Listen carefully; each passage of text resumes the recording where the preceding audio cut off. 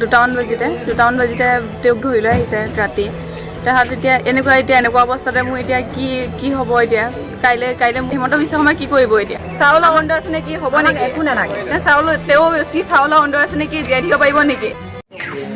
আজিকালি মানে কি দুটামান বাজিতে তেওঁক ধৰি লৈ আহিছে ৰাতি।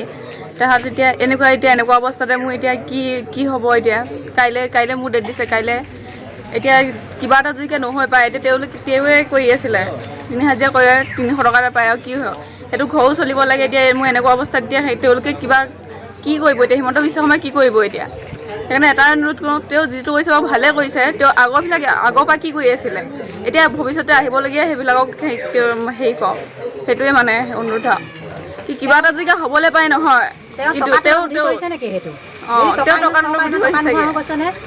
নে কি জামিনত এইবিলাকে কি এনেকৈ ধৰি উলিয়াই আনিব লাগে সেইবিলাক কৰিছে নেকি?